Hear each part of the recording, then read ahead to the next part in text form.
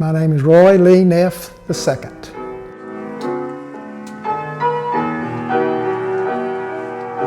My grandfather was Roy Lee Neff on my father's side. I'm Roy Lee Neff II.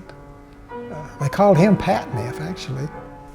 My mother was born and raised in Nebraska. She was the youngest of 10 kids. And my father, he was in the military. He was born and raised in McAdoo, Texas. He was about the 5th of 7 kids in his family. He met my mom in 1945. They met and married in November 1945. Shortly thereafter, she got pregnant, and in December of 1946, I was born December 29th. But I started school in McAdoo, first grade, and went all the way through grade 12 in McAdoo. And I'm the oldest of 5 kids.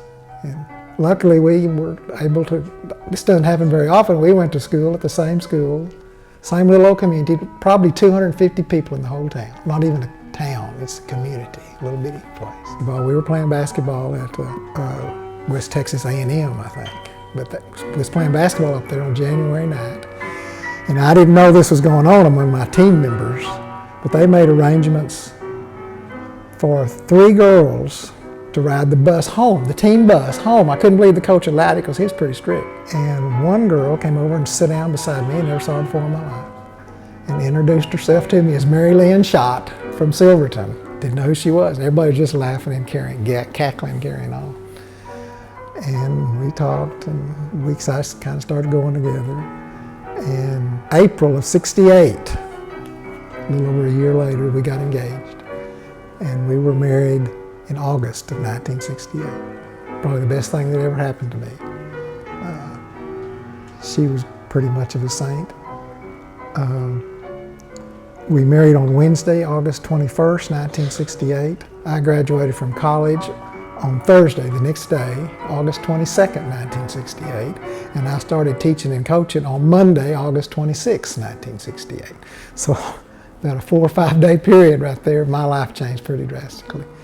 For the better. We found out that we couldn't have any kids of our own,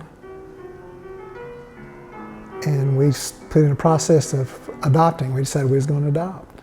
Well, and we waited, and they called us and said they had a little baby girl for us, October of 1971. If we come to San Antonio, to the hospital in San Antonio, and pick her up.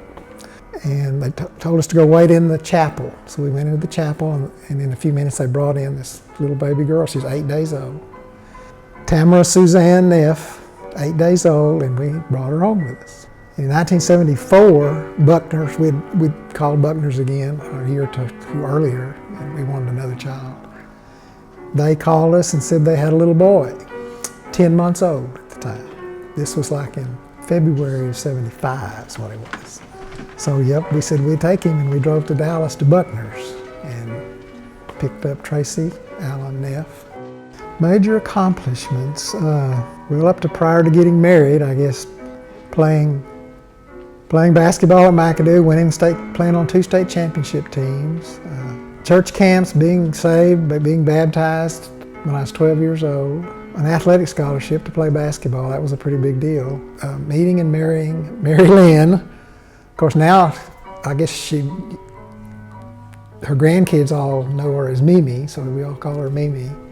I guess I kind of regret I paid too much attention maybe to work and stuff like that. I wished I'd have stayed more home and paid more attention to her and the kids and those kinds of things.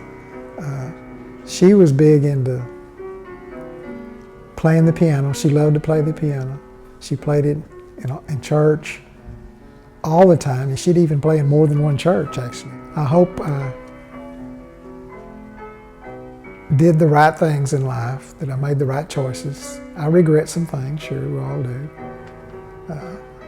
I hope they see in me something that they would like to emulate, and always do the right thing. I think that's the most important thing.